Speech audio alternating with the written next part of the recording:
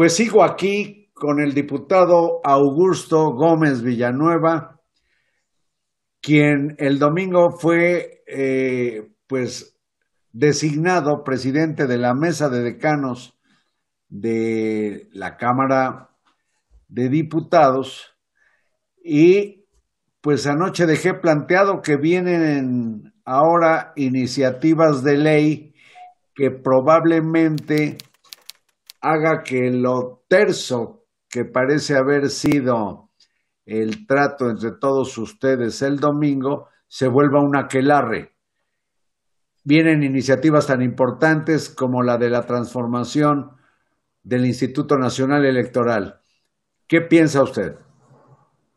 Que difícilmente va a pasar, Ah, difícilmente va a pasar.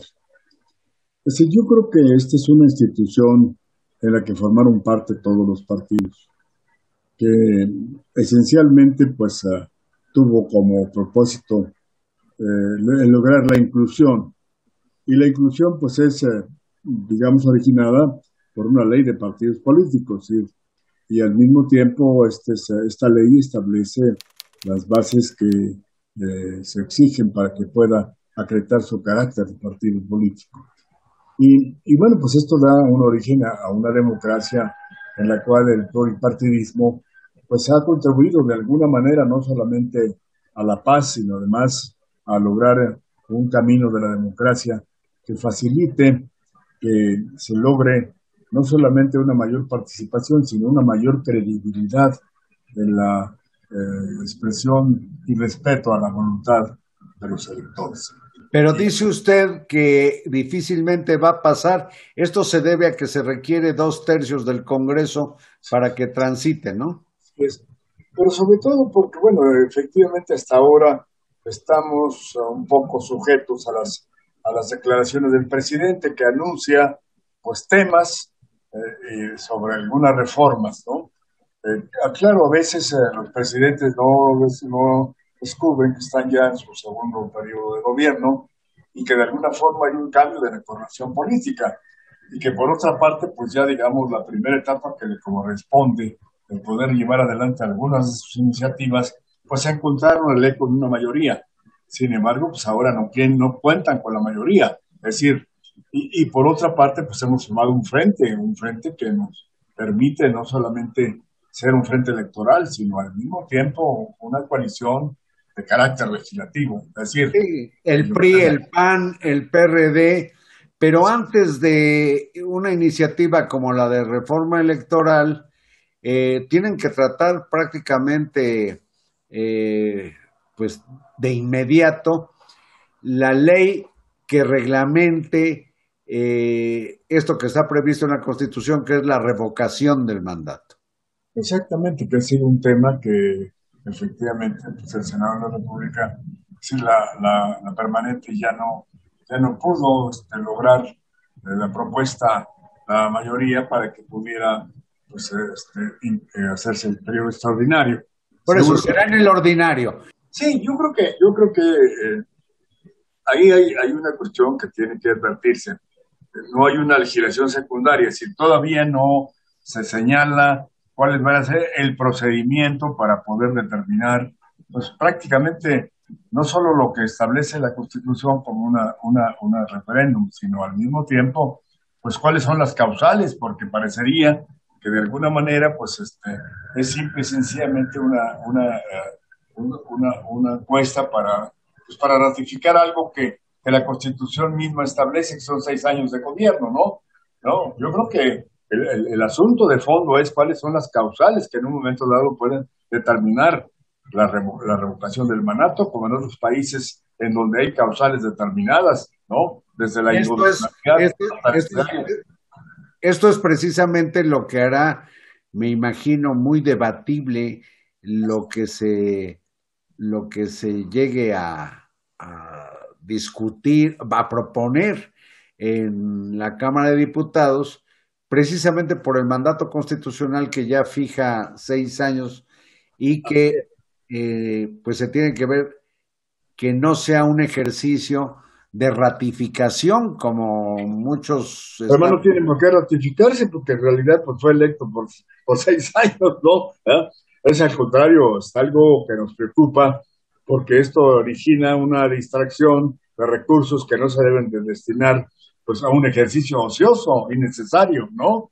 Es decir, pero bueno, si se trata de que nos vayamos al fondo, es decir, al fondo significa que la intención sería hacer una calificación del gobierno a la mitad del camino, pues entonces en esa medida habrá que determinar las causales para calificarlo, ¿no? Es decir, por ejemplo, dentro de las causales, pues en todos los países que son 17 países los que cuentan con una legislación en esa materia, esa es de la violación hasta la Constitución, hasta la incapacidad para gobernar, como ocurrió en Ecuador y en otros países del mundo, ¿no? Es decir, el tema es un tema más complejo de lo que nos podemos oponer, Sí, porque está planteado de manera pues, como muy simple. pues sí, porque va a suponer que efectivamente la población vota en contra de que el presidente continúe en el ejercicio de su función y que efectivamente se acepte la remoción del mandato. Bueno, y después de eso, que seguiría, ¿no? Es No, decir, ¿cómo? ¿y por qué motivo se le va a quitar del Así es. cargo? Claro, claro. Sí, aquí habría que pensar en los grandes temas que originan la calificación del ejercicio del gobierno. Es decir, por ejemplo, hay una serie de quejas de carácter generalizado o de inconformidad de carácter generalizado en la población de México en función pues, de temas como el trato de la política en materia de salud, ¿no? En materia de educación, como en el trato de la estrategia para evitar la violencia. Y luego, pues, la suspicacia que se ocurre cuando se pretende que se ha dado una beligerancia al crimen organizado, de tal manera que inclusive, pues, el tema que ha tenido que trasladarse a la OEA. Es decir, hay situaciones que son muy complejas en esta etapa, en donde inclusive, pues, la gobernabilidad se pone en una gran interrogante. ¿Por qué? Porque pues esto nos lleva a situaciones que debemos de meditar. Y Pues los, eso ya se verá en las discusiones allá en San Lázaro, exactamente. pero diputado Gómez Villanueva, yo no puedo dejar de plantearle que usted ha sido identificado desde los inicios de su carrera política con Luis Echeverría y el echeverrismo. Y nunca he sabido que usted quiera negar esa afinidad. Y se ha dicho también que el actual gobierno del presidente López Obrador es como una nueva versión del echeverrismo. ¿Usted qué piensa de eso? El licenciado Echeverría para nosotros representó pues uno de los presidentes que tuvo una mayor vinculación con el campo de México. Esto fue lo que originó que yo lo propusiera como candidato a la presidencia de la República en un evento en el que los campesinos concurrieron para Usted dirigía la Confederación Nacional Campesina. proteger a la Confederación Nacional Campesina. Bueno, durante su mandato, pues, simple y sencillamente logramos no solamente incrementar el reparto de la tierra, hicimos una ley de reforma agraria, una ley de aguas, una ley de crédito rural, y Echeverría modificó muchas de las leyes que dieron origen a la transición de un México que estaba enfrentando los problemas del desarrollo urbano y aún estaba pendiente de la atención al desarrollo rural.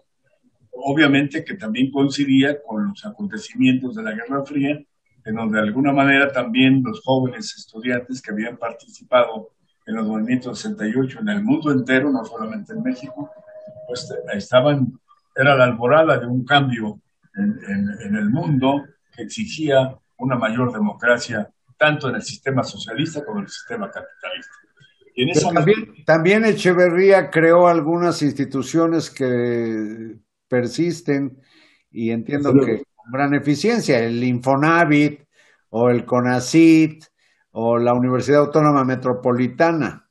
y tantas más, es decir, Justamente estamos haciendo un homenaje al licenciado Echeverría con motivo de sus 100 años y he logrado integrar toda la información de quienes han pues compartido sus experiencias, sus vivencias al lado del licenciado Echeverría, de tal manera que, por ejemplo, cada estado del país tiene digamos, motivo de reconocimiento a lo que fue su gobierno. Entonces yo creo que lo más importante es que Echeverría recorrió el país y levantó las demandas de toda la población y se... Pero, pero ¿acepta usted o no similitud en el actual gobierno y el de Echeverría? No, de ninguna manera, porque Echeverría tenía un programa de gobierno, era la continuidad de un proyecto histórico de la Revolución Mexicana.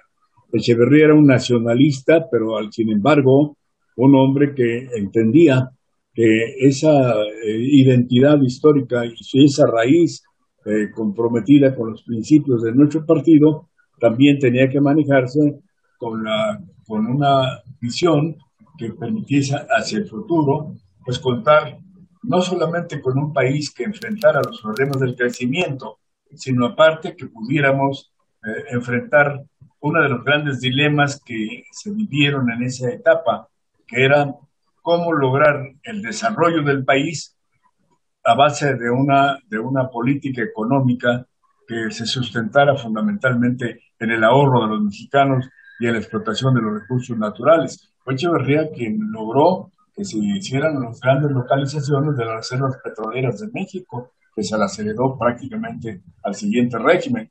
Es Sí. decir, a mí me tocó pues no solamente contribuir a que se construyeran las grandes presas de México, la Angostura fue una presa de las que nos tocó participar, la Benito Juárez, la presa Cerro de Oro, es decir, Empezó Chicoacén, Chicoacén también, ¿verdad? Es pero decir, bueno, perdóneme, una Augusto. visión integral del desarrollo nacional, ¿verdad? Sí, es decir, rechaza usted que haya similitud Desde entre luego, este gobierno y el otro, no y puede usted, compararse. y usted sigue siendo priista de hueso colorado y preside usted la mesa de decanos. Yo le agradezco mucho esta conversación, Augusto. Le deseo lo mejor en su encargo y en lo Sí, personal, y me da mucho gusto haberlo visto, aunque sea por aquí, por internet. perfecto, Carlos, muchas gracias. Gracias a usted y suerte.